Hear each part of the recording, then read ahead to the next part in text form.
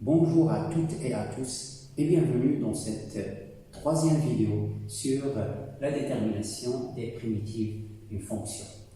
Donc ici, je vous propose deux exercices. Le premier exercice, c'est sur la détermination d'une primitive de deux fonctions sans condition.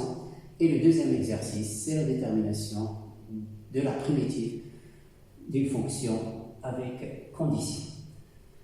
Donc, allons-y. Donc, pour le premier exercice, on dit dans chaque cas, déterminer une primitive f de petit f. Donc, le premier cas, f de x est égal à 1 sur x plus 3. Et deuxième cas, f de x est égal à 2 sur x moins 1 sur x au carré. Donc, comme d'habitude, je fais toujours un rappel avant de se lancer dans la détermination de ces primitives. Donc, le rappel classique, donc f, pour passer de f à f', c'est la dérivée. Mais si je veux passer de f' à f, c'est la primitive. Donc, la primitive, c'est la réciproque de la dérivée. Exemple, comme on est dans les primitives sur les fonctions comportant un logarithme népérien, donc je prends la fonction ln de x. Donc, sa dérivée f de x est égale à 1 sur x.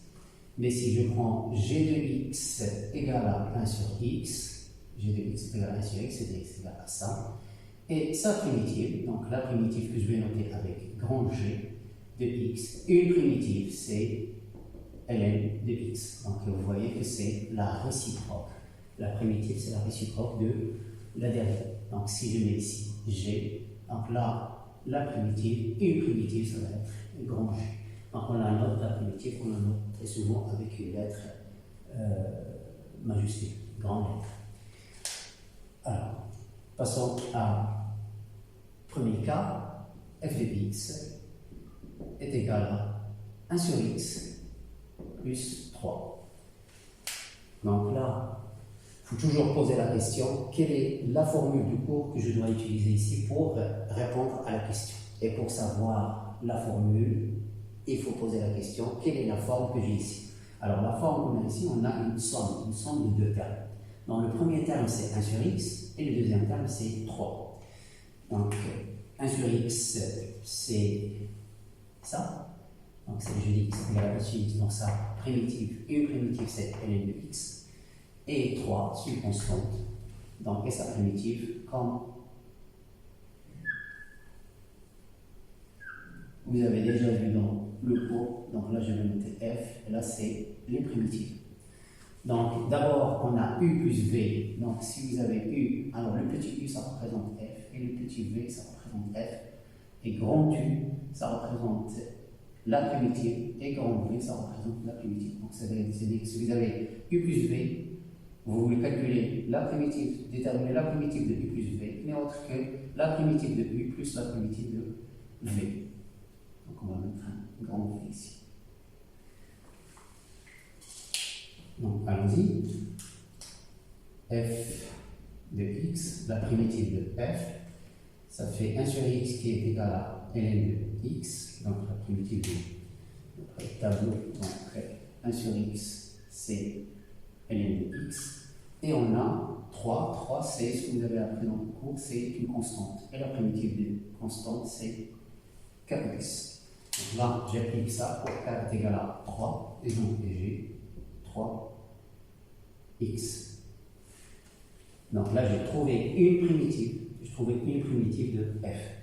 Attention, je peux ajouter ici un nombre et ça reste juste. Donc, on me demande une primitive, je peux ajouter n'importe quel nombre ici. Je peux ajouter 4, 5, 6, moins 7, quel que soit le nombre que j'ajoute ici, ça reste que f, c'est une primitive de f. Pourquoi ? Parce que lorsque je dérive cette fonction, la dérivée de ln de x, c'est 1 sur x, la dérivée de 3x, c'est 3, Et la dérivée d'un nombre, c'est 0. Donc là, la dérivée d'un nombre, c'est 0. Donc, et c'est juste. Donc, attention, on vous dit dans la question, trouver une primitive. Donc, et la plus simple, la primitive la plus simple, c'est sans ce nombre. Ok? Donc là, passons à la deuxième. Donc là, c'était 1A, B. B, on vous demande de trouver la primitive de f de x qui est égale à 2 sur x moins 1 sur x au carré. Donc là, la même chose, il faut poser la question, quelle forme j'ai? Donc et là, j'ai la forme u moins v. Donc u moins v, la même chose, ça fait u moins en v. Tout comme ce qui est pour l'addition, pour la soustraction. En tout cas, soustraire un nombre, c'est ajouter son opposé. Bon, là, ça fait u et v, et on regardait que si on peut faire apparaître le 1 sur x, donc en transformant 2 sur x, on transforme ces 2 multipliés par 1 sur x. Donc moins 1 sur x au carré. Donc et on voit là, on voit mieux la primitive de 1 sur x, qui est égale à 2. Donc ça c'est une constante, on ne touche pas. Pourquoi on ne touche pas? C'est parce qu'en fait, j'applique U, c'est K, U. Donc lorsque je cherche la primitive de KU, c'est égal à K fois. Autrement dit, le K n'a pas d'influence sur la primitive. Donc là, je laisse le 2 à l'extérieur. Je laisse ces 2 à l'extérieur.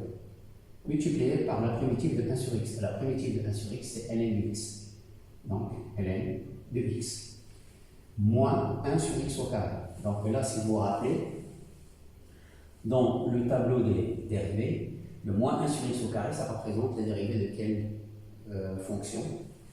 Donc, moins 1 sur x au carré, moins 1 sur x au carré, ça fait 1 sur x. Donc, et ça fait plus 1 sur x. Donc, et là, j'ai trouvé une primitive de f. Donc, la primitive, là, c'est f de x. La primitive de f, c'est grand F qui est égal à 2 ln de x plus 1 sur x.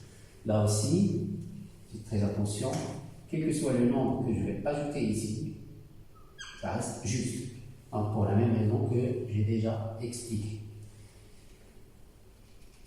Donc, un petit conseil concernant ce tableau.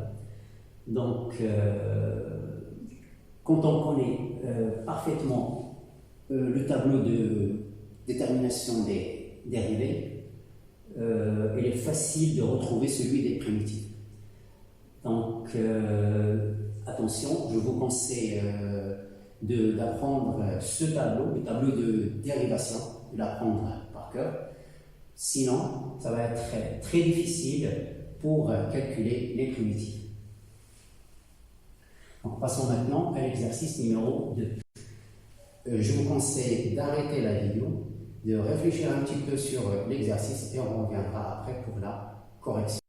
Allons-y pour la correction du deuxième exercice. Alors, le deuxième exercice, on considère la fonction définie sur 0 plus l'infini par f de x est égal à ln de x. Et on lui demande de montrer que la primitive grand F de f, qui s'annule en E, est définie par f de x est égal à x ln de x moins x. Donc là, il nous donne la primitive, il nous demande de montrer que c'est la primitive de f. Alors, pour montrer qu'une fonction f est primitive d'une fonction, grand F, il suffit de calculer la dérivée de grand F et trouver que cette dérivée est égale à f de x. Donc c'est ce qu'il faut trouver. Avec la condition qu'on a ici, avec grand F s'annule en E. Qu'est-ce que veut dire grand F s'annule en E? C'est-à-dire que grand F de E égale à 0. Donc là, c'est né en deuxième exercice. Donc on va voir si ces deux conditions sont satisfaites.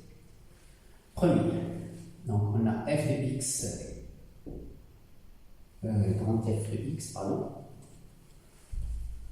Alors, grand f de x est égal à x ln de x moins x, et on va la dériver.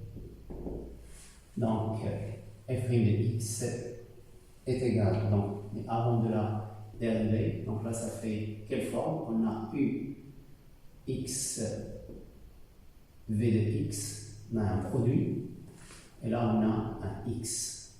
Donc avec quoi? Avec u de x est égal à x, c'est-à-dire que u' de x est égal à 1, et v de x est égal à ln de x, et sa dérivée, c'est 1 sur x. J'applique. Donc là, ça f', ça fait u' de x v de x, plus u de x v de x, moins 1, la dérivée de x. Donc le 1 que vous avez ici, c'est la dérivée de x. Donc le 1 que vous avez ici, c'est la dérivée de x. Donc là, j'applique, est égal à u', ça fait 1, multiplié par v c'est ln de x, et u de x, alors ça c'est v', et u de x c'est x multiplié par 1 sur x moins 1. Donc ça fait ln de x. Alors le x multiplié par 1 sur x, je simplifie par le x, ça fait 1 moins 1. Donc 1 moins 1, ça fait 0, ça fait ln de x. Donc, et on a bien trouvé que f' de x est égal à ln de x, qui est égal à f de x. Donc, il ne me reste que de montrer que f de e est égal à 0. Montrer que f de e est égal à 0, je vais calculer f de e. Alors, calculons f de e, sachant que f c'est x, ln de x moins x. Donc, ça fait e, ln de e moins 1. Et comme on sait que ln de e ça fait 1, donc ça fait e moins e, ça fait 0. Dès qu'on a bien, f de e est égal à 0. Donc si vous avez fait attention, dans les deux exercices, dans la première question, on vous demande de déterminer une primitive. Et dans le deuxième exercice, on vous demande de déterminer la primitive. Donc là, on a déterminé pourquoi c'est la primitive, c'est parce que c'est celle qui s'annule en e. Et pour la première, on vous dit déterminer une primitive. Vous pouvez donner une primitive à une constante près. Comme ce que j'ai déjà expliqué, vous ajoutez un nombre et ça reste juste. Donc là, j'ai fini la correction des deux exercices. J'espère que vous avez bien compris comment déterminer la ou une primitive d'une fonction comportant un logarithme népérien. Merci et à la prochaine vidéo.